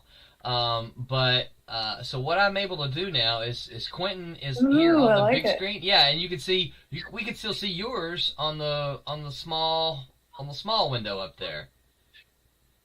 Well, do you want me to take mine down? I mean, if you're okay to keep it up there, I kind of like seeing it there. Okay, well, I'll color for a little bit longer and then. Sure. Then I'll need a break. Yep. Whenever you need to quit, just okay. Click on the old stop button. Quentin, tell folks what you're working on here. What are we seeing? Give him just a second. Oh, okay. Yeah, looks like he's leaning over there. He's probably getting his sweet slobber sugars from his wife saying, "It's late, I'm going to bed. You gonna keep streaming?" So he's slobber kissing. And I'm not sure he can hear me, so I'm just talking. Let me see if we got any other. Phil says, Roland, been away for a few, got back to your DM. Sorry for the delay. No worries, sir. I haven't actually checked any emails or messages for the day. Was at the convention and literally walked in the door and unloaded the truck and came right to the computer. So I'll check that, sir. Wubba says they'll never do Dark Phoenix right because it's a long arc and they try cramming everything together to fit in one movie. It is. I mean, the whole arc of that story is like 10, 12 issues. I mean, because it starts back like at the Hellfire, but I mean, he was planting seeds of that. I mean, that's the, Days of Future Past was too. But again, I don't know. I mean, I think it worked. I don't know. I just like the original story. Yeah. And I liked when Shadowcat went back. Because I like the idea of, like, Shadowcat being this sort of weaker character, weaker in that she wasn't as powerful power-wise. And so it was kind of like a lot stacked against her. When you send back Mr. Wolverine, who's invincible, it's like, okay. Right. So that was the one thing that kind of, like... And I know Hugh Jackman's the star, but it was kind of cool to see. Because when they did Shadowcat, sent her back in the book, I think she was, like, a teenager. And she was supposed to stop this assassination and stuff. So I thought, that's kind of a cool idea, So send the least powerful one, and it was like a Hail Mary sort of thing. Right. I thought she could phase through, like her power had gotten to the point to where she could phase through time. Right. And that's the reason why she came back. Yeah, which I thought was a really cool concept. So I don't know. There was a lot of. I mean, if they do, I've talked to my friends. If they do the X-Men in the Marvel Universe, I hope they kind of focus on other characters. Like Storm was a huge character in the comic. Just other characters that were like really important in the context of the comic as well. Instead of, I mean, Wolverine is visually cool. I mean, I understand that, but it was always just. I mean, he was like even in the comics, he was important. But when I read Claremont's, because that was the run I read. He wasn't as super as important as everyone. I mean, there was still a Storm. I think is probably more prominent in the book, or just as much. I hope that they kind of start it right. Like we get the original 5. That would be interesting. I would be really curious to see how because they eventually did introduce all the original 5 in the show, but they never introduced them as a team together. Right. The original 5. Like it would be really nice to see Angel. Yeah. And all of them. Well, what's going to be different is it's like Marvel did all the individual movies and then made the Avengers, right? So you got the backstory. Are they going to do that with the X-Men? Because the X-Men really started as a team book and the individual stuff was revealed in the process of the team book. So if they follow the comic, it's going to be a different take for Marvel to do that. Yeah. Because is there even enough to hold like an Iceman or Beast movie? I mean, you could do flashbacks. When you kind of go through some of the character development for X-Men, it's that starting 5 is really important, and then it builds to everything else. Yeah. Especially like Cyclops and his whole development throughout the years. Right. To where when he becomes right there at the death of X. Yeah. And stuff, and you can do so. I'd be curious to see how they do it because it started out as a team book, and I mean, there was not many individual things. I mean, and now since I'm curious to see if they will kill Miss Marvel with Rogue, because that was where she originally got her powers. She's absorbed Miss Marvel and became like Superman, and Miss Marvel's in the Marvel universe. So I'm like, would they do that storyline? That'd be kind of interesting if they did that. Because that's what kind of made Rogue so unique. Oh, I'm hoping that in the that they do another Hulk movie and they introduce Wolverine and the Hulk. Oh yeah, cool. That would be cool. Because that was his original introduction. Yeah. So that would be awesome. No. And then you could do Wolverine in his own little solo thing before you have him join and then kind of have Storm show up in Wakanda. She was actually married to Black Panther for a while in the comics. I don't know if they still are. Right. But have you have her in Africa where she's supposed to be early on in the series? In the her whole history before she joins the X-Men, then have them actually go and rescue the original 5. Yeah, it's going to be the one thing that was, and it was even in the Marvel universe. I always found this. I thought the X-Men almost worked better in their own universe a little because they were all feared and hated because they had powers, and yet Captain America, Iron Man, and all these other superheroes were not hated, and they never they kind of like turned a blind eye, like, well, why aren't these other people just as hated? And it's like because they're trained or whatever. So it's almost like they may have to explain like why all of a sudden people don't fear the Avengers, but they fear these people now. Yeah. That's the one, and I always thought the X-Men kind of were, and Claremont kind of did that a lot. He kind of kept them in their own little universe a lot, which I think really worked to that advantage. But it was always kind of weird when they never could figure that out. Like, okay, so one is liked and one is not. Right. So I'd be curious to see. I mean, also I can see them totally introducing mutants as just like a side effect. Like maybe something happened and now people born with powers. I mean, you could totally just start doing that. I don't think you have to, Right. I don't think you have to retcon and say they've always been here. You could just say they've been coming in as a new phenomenon. Yeah. Exactly. I think they're going to go with what they did with the last Avengers movie, where they brought in the whole possibility of alternate timelines and universe. You know, I think that's how they're going to do it. That's just me. I could be totally wrong, but that was one way that they. And I think the Strange movie, along with Wanda, that's all going to bring a lot of that extra universe stuff into play with all this. Quicksilver's going to be back after that movie. I guarantee it. Yeah, I think I'll take that to the bank. So, Quentin, you had stepped away when I asked you, but tell folks what what we're seeing on the screen, what you're working on here. Very sorry. That's all right. Okay, so I've got we've got the King of Spades, and he is a little upset, and I don't know how much I should give away, but oh, you don't have to give away. Anyway, you can tell. Yeah, you can tell he's pretty upset with his people, and they're all looking around confused. And then comes in the Queen of Spades. So looking forward to getting to do her. She really nice. She's real nice. But yeah, so a lot of mad panels. I'm angry. I'm kind of surprised here, but then I'm more angry over here, and even more angry here, and then I'm kind of confused and angry, and then I'm super angry and I'm simmering or steaming. It's got good teeth. A lot of, yeah. The very Space good have a teeth. dental program. Mm-hmm. Wubba says, talking about the X-Men stuff, thank you, Quentin, for letting folks know what you're drawing on there.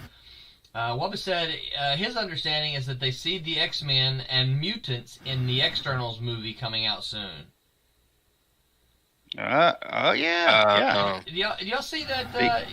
Have all of you watched the trailer of the Eternals? I haven't. I thought it actually looked kind of cool, but it did not look like the Marvel movie. It looked a lot more serious than a Marvel movie. So yeah, my problem watching it, I'm kind of like, this just doesn't excite me like the other properties have. Marvel's always had a hard time trying to sell the Eternals or like the Humans a lot. They've tried so many times doing a Humans comic, and for some odd reason, it just never seems to catch. Yeah, and I can't quite. My question is, I think they've got other teams that they could do that I think would be far more viable than the Eternals. What do you guys think? You think that they've got other properties that would do better than the Eternals? I think they were just looking for something cosmic because we opened up the cosmic door. Yeah, but I'm like, why not just do like Adam Warlock or something? Which I think they're going to. They teased Adam Warlock in one of the Guardians of the Galaxy post-credit scenes. Mm-hmm. I don't know if y'all remember. Yeah, they teased him that he's coming into it. They already missed their chance for the perfect introduction of Adam Warlock, though. Yeah, Adam Warlock was a huge factor in the fight against Thanos. The Infinity Gauntlet. Yeah. They kind of... They screwed that pooch. Yeah. Did you... Anybody else... Did it ever, do you kind of wish they used the original history of Thanos instead of changing his motivation? I always just liked him as this crazy god. I just thought that, I know Disney couldn't do that, but I always thought it was such a. I remember reading that and like, well, this guy's just nuts. He's just, and I thought was just kind of the interesting take on him. I didn't like sympathetic. I mean, I liked it the way I didn't mind how they did it really too much. I don't really get into a lot of this, stuff that is. Like his whole thing in the movies was he was trying to free up resources for everybody by getting rid of 50% of everybody. Yeah. Right. I think that's kind of, I wouldn't mind it if it was something different, but I don't mind that they did something different than him trying to please Lady Death. Yeah. Yeah. I know they couldn't do that, but it was his whole idea was the mad. And it was, I don't know. I'm one of these people, do you like it when they make villains of that magnitude, like we're talking cosmic gods, sympathetic in some way? Or do you like them more just they're just so kind of like they're doing something. I don't know. When they kind of made him like sympathetic, like he's actually crying, I'm like, Thanos doesn't cry, Right? You know, I'm like, that was, I don't know, that maybe that was just, but that's kind of sometimes where the Disney stuff sometimes kind of drops the ball. Sometimes is the villains, they can't. I'm torn because sometimes I like there to be a little more depth to an evil villain, more than just, well, he's just evil. And because he's evil, he doesn't love anybody or anything except for himself, you know, because that's not true about people. You know, there's a lot of evil people in this world that they love plenty of things. You know, they love their family, they love their wife, their mother, their father. But they just, you know, sometimes it's a matter of they get on the wrong cause. Yeah. And sometimes it's... They like them grilled, they like them barbecued, they like them... Right. Yeah. So, you know, and people in general, you know, are so multifaceted. I mean, even like I've been in prisons before. I haven't been in prison, but I've been to prisons before and talked to people quite a bit. And, you know, they are people. And a lot of times, you know, they have stories behind them, but, you know, really, these are people. And they did something wrong, and then they got put in prison for it. And, you know, if you talk to them, you wouldn't consider them to be evil just for the sake of being evil. There's always a reason. There's always you know, something that got them to that point, or it's always like you know what I'm saying? They're multifaceted. They're not just evil because, yeah, you know, I will kill such and such. You know, you know, it's, I like that. I like that too. To, With my cosmic characters, though, on that magnitude, I sometimes almost like to go the Lovecraft route, where we're so small, insignificant. It's like we get caught in the crossfire. Yeah. Kind of like the idea of a human taking the time out to you know, pay attention to an anthill. Right. Yeah. You don't even realize the ant's there because it's not in our magnitude or sphere.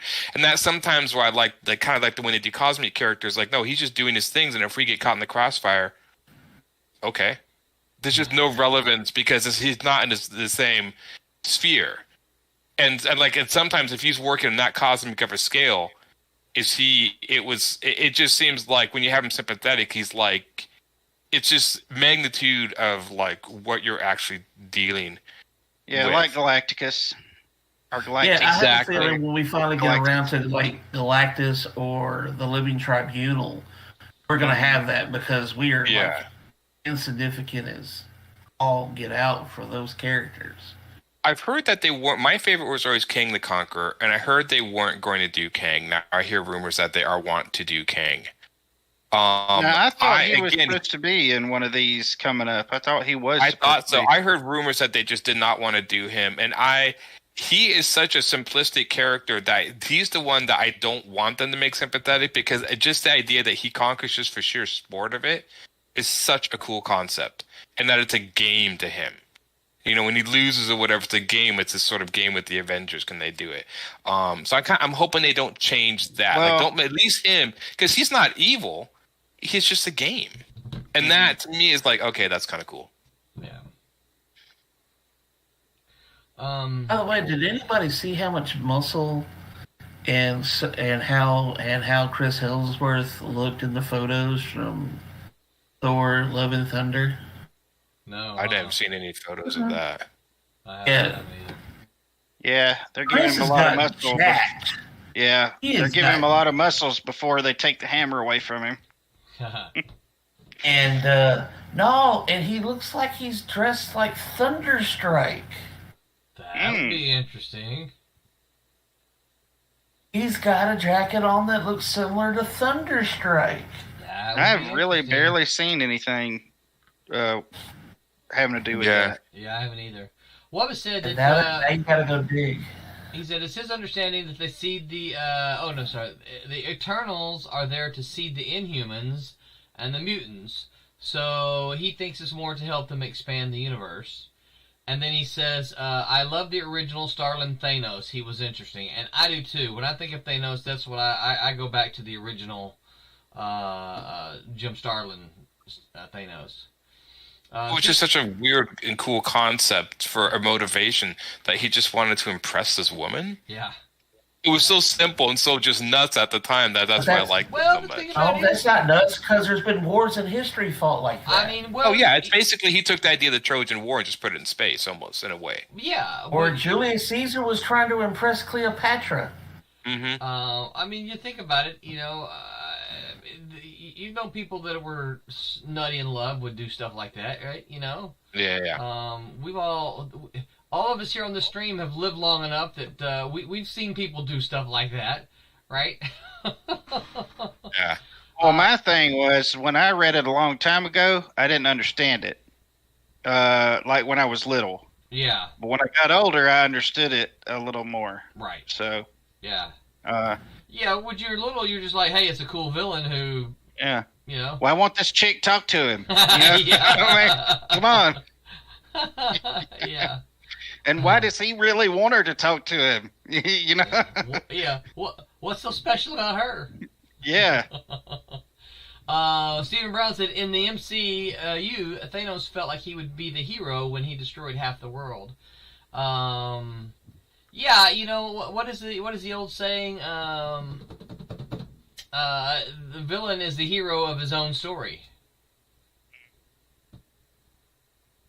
So. It's true. And the genre, the comics that are classic for villains with multi-dimensional motivations got to be manga. I don't think there's any villain in manga that doesn't have like, and of course the number one motivation I see in so many mangas, I'm going to destroy everything to stop war. And it never made any sense to me. But I've seen that so many times. Like I must ignite a nuclear blast and blow up the world, and then this will stop war. I'm like, well, yeah, sure, there's no one to fight. You know, because everyone will be dead. Everyone will be dead. I'm still like waiting for somebody to do a crazy thing. Like I'm going to, you know, take away everyone's arms so they can't fight. So they just have to like, you know, it's something weird. I mean, but it was, the Japanese. And I mean, I could completely understand from the Japanese point of view. I mean, you see nuclear Armageddon a lot, obviously from historical context. So that has really painted a lot. You know, and anyone who knows me knows that I have and it's, I wish Curtis were on here now, right? But anyone knows me knows I have great respect for Japanese culture. But but those nuclear bombs mess those people up. You know, it messed them up as a culture, as a people. You know, and if you look, like you said, if you look at their art has reflected that so many years, where you know we're seeing all these nuclear some of the most powerful stories, you know, deal with things like that. You know. Yeah. Heck, just the first anime I ever saw was Akira. You know? Yeah, it started off with boom, the city being wiped out. That's the first scene. Yeah. So you know, it has really painted them. Yeah. And it's really it's made some of their stories interesting on the reflections on war and stuff. Because, I mean, how else can you really say that if you keep continuing down the path of aggression and war that you don't? Ultimate mutual destruction is going to be it. Yeah. Yeah. Well, and you know the other thing is, you know, that for centuries, you know, the Japanese was such a warlike culture. Yeah. And literally with 2 bombs, it's kind of like, stop fighting now. And it was kind of like, holy crap, you just destroyed 2 cities. You know, and it was like even when they did that, I heard that there were 6 generals. The generals were split on whether or not to keep fighting or not. Yeah, I mean, even after they destroyed the city, it's like, no, we can win this. I mean, it was they dropped the first one, and they still didn't. They still wouldn't. No, they wouldn't surrender. They were going to fight to the last man. They even had their kids ready. Yeah, with weapons, anything they could find for. And let me tell you, I got to say this. If people were going to invade the United States, wouldn't we take that same kind of initiative? I think so. Knowing that there's fixing to be people. I mean, we have such national pride, and they did. And we you know, a lot of people talk about how it was, you know, it was almost crazy how they did. But, you know, I believe that there's a lot of people here in America, they'd be the same way. Mm-hmm. No, we're not giving up. We're not backing down. That's our mantra. Yeah. You know, we never give up. We would. never back down. We will fight to the last man. And Captain my grandpa, America said it, right? yeah, exactly. I can do this all day long. Exactly. And that's what they were doing. That is patriotism in action. Yeah. And then, of course, you got a bunch of your people who will not do that. They'll be, just the, sure, come on in. They don't mind. They don't care. Anyway, they're just... The French? Yeah, exactly. Yeah, they'll be trying to find their angles, But I'm just saying, anyway, that they were doing what anybody would have done, and that's why they did those bombs. But yes, man, just it's amazing to see how much it has affected their art and in every way. Oh yeah. Yeah. And it's weird. I listened. I read a book by a guy named Dave Barry, I think his name was. He's a comedic writer. Yeah, Dave Barry. He did one about going to Japan. He said he went to either it was the anniversary of one of the bombings or something, but went to the site. And he said a lot of the people there were treating it more like an amusement park, like taking pictures with the walls that are shadowed and stuff, and maybe not. He said he didn't get a sense that they either would not getting the relevance, like what happened or wasn't impacting them. And I think this could have been the younger generation not seeing it, But he said they didn't treat it as sort of like a war memorial. It was more just like, oh, like this crazy bomb went off here, and this is, And when he asked a lot of them, what had happened, their kind of recollection is like, well, yeah, America just came over and dropped this bomb on us for no reason. Yeah. It was kind of now that could be a younger. Obviously the older generation knows exactly what was happening. There's still people. Yeah, there's still people who debate it. But after going island by island during that war and losing so many men just because they were not willing to give up, and so much, and they knew, if we keep on getting closer and closer, they're just going to fight harder and harder. This is going to be, we're going to lose hundreds of thousands of soldiers. Yeah. And we will literally have to go into every town and every city, and they're going to fight like this all the way through. And that's, sad to say, even though it was very Iwo Jima, that was one prime example. Iwo Jima was like those. they were ravenous. Yeah, they would dig into those caves. They would never come out. They would. Yeah, that took forever. Yeah. And I don't know what the right answer is or what it would have been. Yeah. But I think everything worked out as it was supposed to. Here we are. Well, it's easy. It's really sad. And this is the thing about history. I think it's easy for us to look with our 2021 glasses and condemn. Condemn the stuff that happened in the past. We'd have never done that. That's terrible. That's awful. It's like, okay, yeah, but that's us looking with our lens from 2021 and condemning that's right. those, for 70 years ago, 150 years ago, whatever. And I kind of have a problem with people doing that. It's like, look, you weren't, you weren't alive back then. You don't know. Yeah. Right. Well, another thing about that too is they didn't know just how. They thought those bombs would just have huge explosions, but then people after them started getting sick. Yeah. And that's where they learned, hey, radiation poisoning. Right.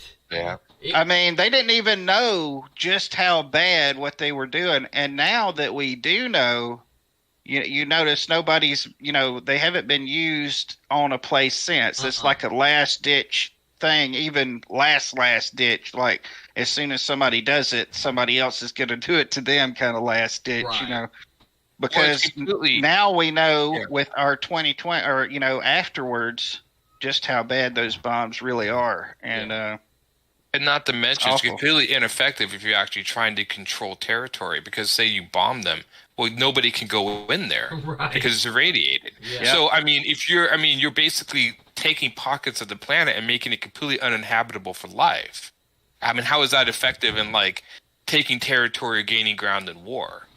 Right. It's not. I mean, so it's one of these things, but yeah. I mean, and of course the bombs we have now are much more powerful than the atom bomb. Right. Well, I think what we're going to see now is EMPs, because those are done with nuclear bombs being destroyed over in the atmosphere, over key areas that will knock out the power grids and basically send a place into the Stone Age. That way, you don't destroy anything. People just kind of starve because there's no more infrastructure. Yeah. So.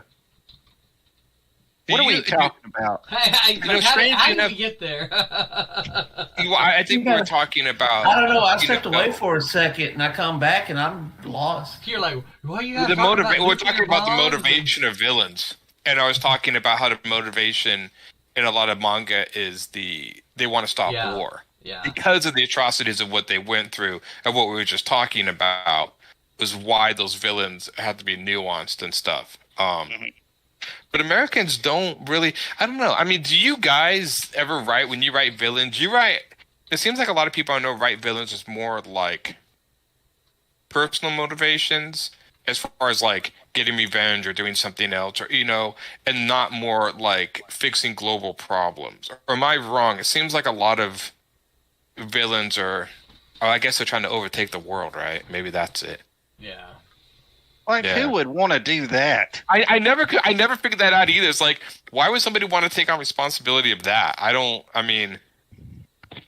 So I was the assistant principal at a school. I would not want to take over the world. Well, wait, wasn't there a song back in the 80s? Everybody wants to rule the world. Oh, yeah. That was Tears for Fears. Oh, yeah, that's right. God, how did I just quote Tears for Fears? I hope John Medic is not listening. Oh, my gosh. Wait, somebody message him. No, I'm ashamed of myself. I think that's awesome. It's in there. Yeah. That's one thing about these streams, right? You can't say I didn't say that. I was like, what? Yeah, what? Let's go check YouTube or Twitch or Facebook. You said it. Man, this night has flown by. You guys know what time it is? It got dark. It's got dark. I mean, for me, the California lady, it got dark. Yeah, it's like 8 o'clock on my 7:53 for me. Yeah, it's like 10:53 here. It's like, good grief, these 2 hours have flown by. And I know we got a late start, but it was only like 5 minutes, 6 minutes.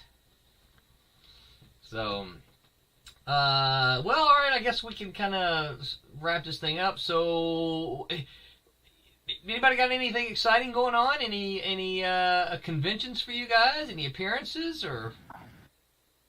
Strangely enough, for living near Portland, Oregon, which is this big comic book city, they rarely have conventions around there. That's just like Rose City is the only one, and I just never figured that out. Why? I mean, you have way more conventions in Florida that you've been going to than we've ever had up here. Yeah. Like Rose City is the only one, and I've tried to go. I went to a few others, and they would vanish. Like there was one in Salem, and then that one is not happening anymore. And so, yeah, it's really weird. You would think the city would be rife with comic conventions every weekend, but you would think. No. You would think, having Image, Dark Horse, Oni Press, all these companies, you think they'd be all over that. But yeah. We've got a couple of really good show promoters down here. We've got some people who like conventions, who like what they are, what they do. Tom, the guy who runs Daytona Beach Comic Con, is a fantastic guy. He's a geek like the rest of us. I had a really good conversation with him the other day and just told him how much, we appreciated him. And he says, you know what? He goes, I don't know how much longer I'll be able to do this kind of stuff. He goes, but I want to be able to help you guys out. He goes, I see what y'all are doing. And he says, I think it's, I think you're doing good stuff. And he goes, I want to be able to help you out.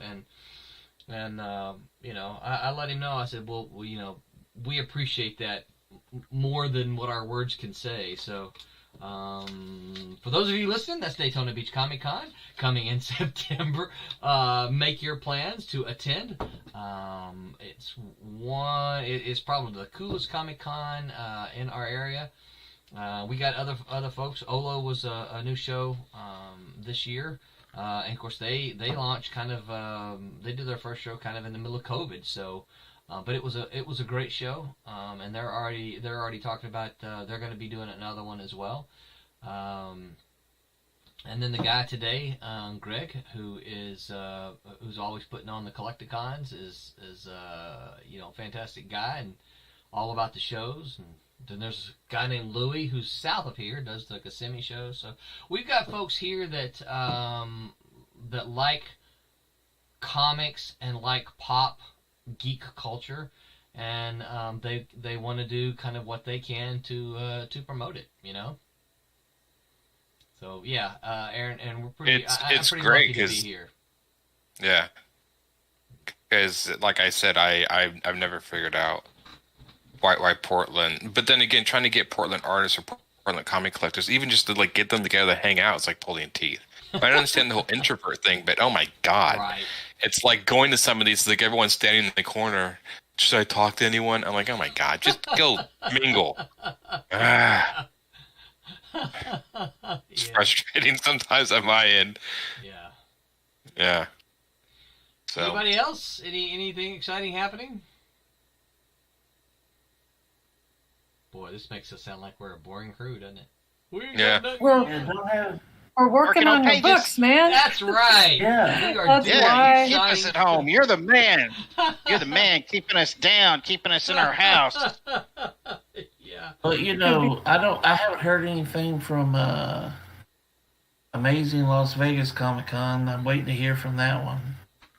And then, of course, there's Daytona. And then I know Memphis Comic and Fantasy out here is happening, and I'll be at that. When is that? November. Now, that's the... That's the Joe show. Okay. Yeah. All right. I want to... I'm waiting to hear if the expo is going to happen. When you hear that, would you let me know? I will. I'm actually planning on messaging Donnie tomorrow. Okay. Yeah. If you hear anything about that, if you would let me know. I've heard good things about that as a comic show, and so. I know I've said some. Yeah. Well, not just from you. And now that I've got a pal in Kansas City, and so I'm gonna try to find. So I've got a place to stay. So I'm gonna try to find me a show out in Kansas City. And my daughter's in Nashville now, so I'm gonna start looking for shows in Nashville. Because she'll let me crash with her. So, yeah, but I don't. She better. Shoot. What's that? She better. You housed her for years. Right. Yeah. She crashed with me for 19 years, right? She'll put you in a tent in the backyard. Right. I mean, I always threaten to do to her, right? Yeah. I'll take your cell phone away from you. Okay. Had an emergency. That's all right. It's all good. We're just kind of winding down here, trying to see if anybody has anything to say before we call it a night. You guys don't forget, John, are you streaming tomorrow night? Crap! I totally forgot about that. I would say that's either a no or right. Wait. What am I doing?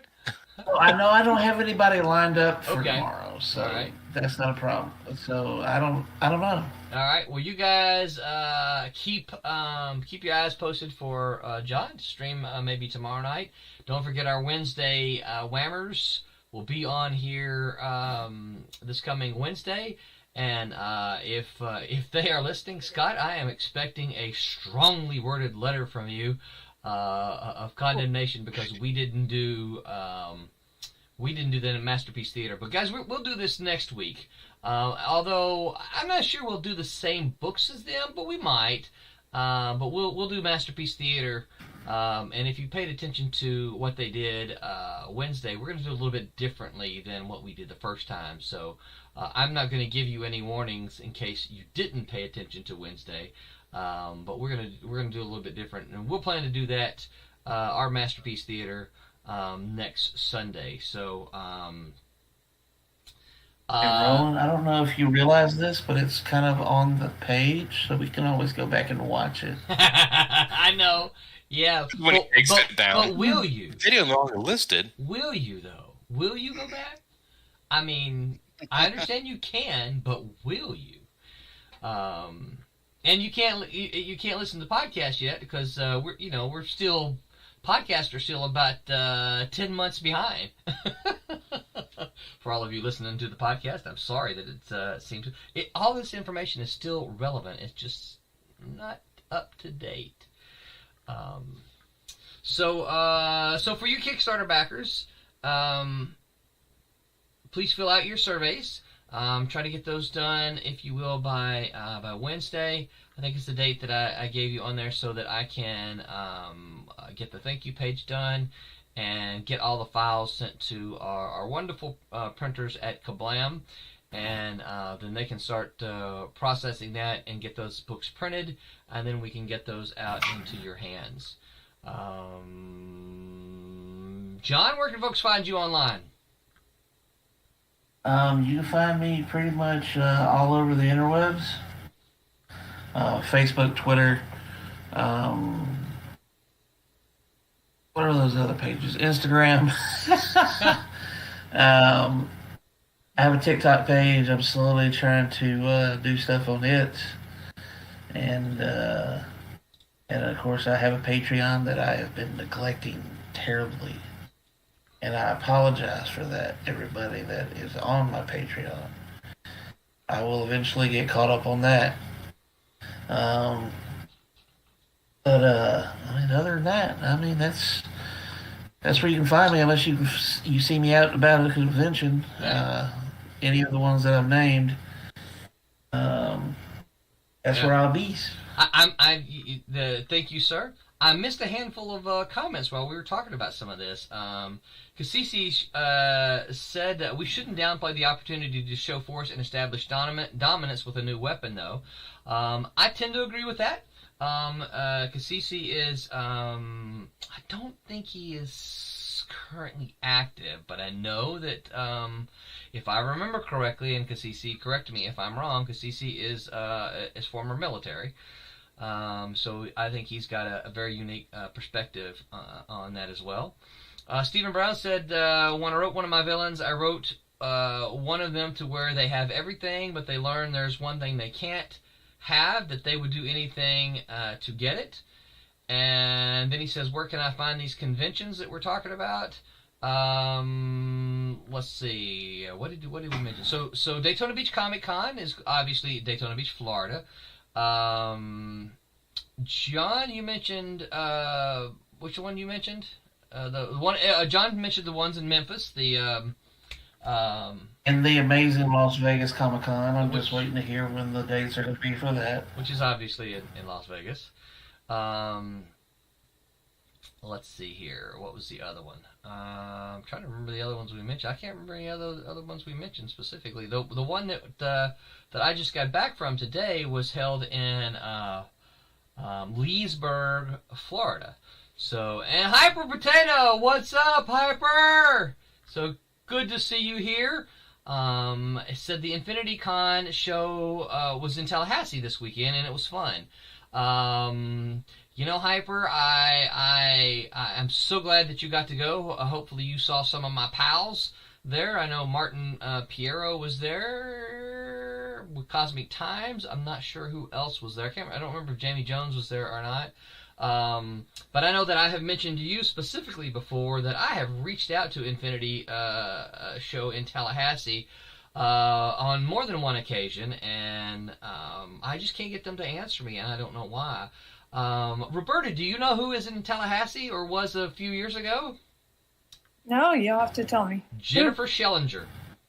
Oh, really? Yeah. That's cool. Yep. That's cool. Yeah. All right. So I keep wanting to. I mean, that's not the only reason I want to do a show in Tallahassee, obviously. But I really like to do a show in Tallahassee because I'd like to see her again. Yeah, that's cool. Yeah. And Stephen, you've asked a question here that I'm going to belay. I'm going to ask you to hold off on that question until the next time because I think this is going to be a long question. Stephen asked, "What's our opinion on comicsology?" Or as Aaron says, cosmicology. And we will... I have to see everything wrong. Because you just like things that are cosmic. And but I think that's an interesting conversation that I think we can have, but certainly not as I look at my clock. It's 6. We've gone an hour, so certainly gotta go. Certainly it's time to shut off now. So but do ask that again, and we'll talk about that. We'll ask the Whammers as well, and then we can talk about it too, because I think that's a conversation worth having. We actually talked about that a little bit after the show today. Cosmicology, listen to me now, comicsology, and some of the other things like that. Oh, you chatted with Martin. Oh, very cool. Yeah, he said he was having a great show. Good. I'm glad to hear that. I'm glad. I mean, I've heard great things about the show, and like I said, I would like to go. Yeah, I like Martin. You might have gotten one of the Silverline Cosmic Times flip bookmarks we did, Hyper. I think you might have. I'm not real sure. But I'm glad you got to talk to Martin. Martin's a good guy. And Inverse Press was there, yeah. Oh, shoot, I see his face. Kevin, I think. Yeah, so man, it sounds like a good show. Sounds like you had a good one as well. Sorry that it was a little far for you to come. And I'm not kidding you, Hyper. I am still trying to find a show up in your neck of the woods. Still trying to find something in the South Georgia area that I can make the drive up to. But I'm just not having any luck. So I know I have asked you before, but I will ask you again. If you know of any that are there, please let me know. I'm not shy about reaching out. Aaron, tell folks where they can find you online. I like your shirt, by the way. Silverline shirt? Yeah. Yeah. Facebook on Humphreys Illustration, or my name, Aaron Humphreys. Instagram at ALH 3810, and then Webtoons. You can find my Goblins comic if you want to read it. And then I think there's a link to my store too down in below the video. Cool. That you can go buy stuff at my store. Nice. It's Humphreys Illustration at BigCartel.com, something like that. So. Cool. Quentin, what about you? Where can folks find you online? You can find me on Facebook as Quentin Bedwell. Also on Discord, Kenobi, Quenobie. And also I have a board game that is an open beta on GameCrafter.com. It's called Relic Quest. DeviantArt, QJB. So, all over the place. And as I always like to remind everybody, I have a MySpace account from 2009. So if you want to drop by there, I don't remember what my name is on there. Yeah, I think it's like dial-up. He's still got MP4s of band practice up there. Yep. That's right. I'm just about to get on TikTok, so I don't know that information yet, but I'm going to put some dance videos, some interpretive dance. No nudies. You and Tommy are going to have to do one of those duos, Yeah. I had this fantastic idea for one of these videos for us at one point in time. The problem is it would take some time and coordination to do, and I don't have the time and to coordinate it. So I'm gonna find someone who will do some of these things for us for TikToks. But that's another videos? That's another story on. You said it. It's on. You can't take it back, right? So I will. Roby, what about you? Where can folks find you on the interwebs? Sure, you can look for me under Roby Conroy in Facebook and in Instagram. Check it out. Nice. And I am Roland Man. You can find me mostly hanging out on the Silverline pages, but you can find me also on the Twitters and the tweeters and the Instagrams, which my family tells me I need to do all of those even more. On Facebook and basically any kind of social media, you will probably find me there. Just look for my I had a card here I was gonna hold up. Just look for my caricature and you will find me there. And until next time, you guys. Oh, hold on. Let me shut this off here. We'll go back to the grid. Until next time, you guys know what to say, right?